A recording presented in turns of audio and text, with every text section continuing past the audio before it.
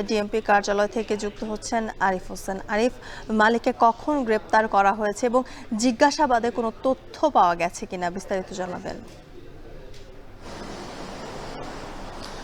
জ্যোতিকা, মধ্যরাতে ধারণা করা হচ্ছে যেই হর্নেট বাইকটিতে চড়ে দুজন দুর্বৃত্ত ওসমান হাদিকে শুক্রবার জুমার নামাজের পরে গুলি করেছিল, সেই হর্নেট বাইকটির যিনি মালিক রয়েছেন তাকে গ্রেপ্তার করেছে প্রকৃতপক্ষে মূলত র্যাব। এর পরে মোহাম্মদপুর থানায় তাকে হস্তান্তর করা হয়েছে। আমরা যেই তথ্য পেয়েছি, এখন পর্যন্ত ফয়সাল নামের যেই ছেলেটি ছাত্রলীগের কর্মী বলে এবং নেতা বলে বিভিন্ন জায়গায় প্রকাশিত এবং প্রচারিত এবং যাকে সন্দেহ করা হচ্ছে, সেই অভিযুক্তকে কিন্তু ৪৪ ঘন্টা পার হলেও তাকে এখন পর্যন্ত কোথায় আছেন, কিভাবে আছেন, অথবা দেশ ছেড়ে পালিয়েছেন কিনা সে বিষয়টি কিন্তু নিশ্চিত করে বলতে পারেনি আইন শৃঙ্খলা রক্ষাকারী বাহিনী। কিছুক্ষণ আগে আমরা কথা বলছিলাম ডিএমপির মুখপাত্র তালিবুর রহমানের সাথে। তিনি আমাদেরকে জানিয়েছেন এখন পর্যন্ত সন্দেহভাজন যারা রয়েছে সবাইকে শনাক্ত করছেন, কিন্তু তাদেরকে ধরার চেষ্টা চলছে। কিভাবে ধরবেন সেই প্রক্রিয়া চলছে, বিভিন্ন জায়গায় অভিযান চালাচ্ছেন, গোয়েন্দা সংস্থা কাজ করছেন, র্যাব কাজ করছেন, এর পাশাপাশি সিআইডি কাজ করছেন। সবাই সম্মিলিতভাবে গ্রুপ করে বিভিন্নভাবে প্রযুক্তির সহায়তায় ধরার চেষ্টা করছেন। তবে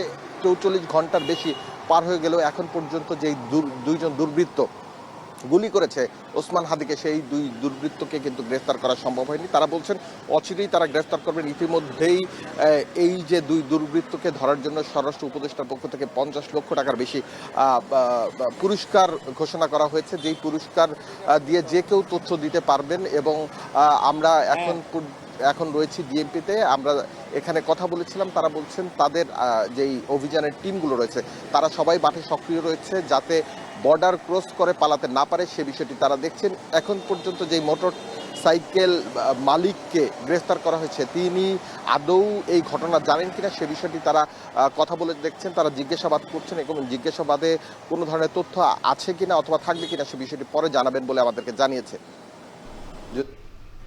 ডিএমপি কার্যালয় থেকে যুক্ত ছিলেন সহকর্মী আরিফ হোসেন।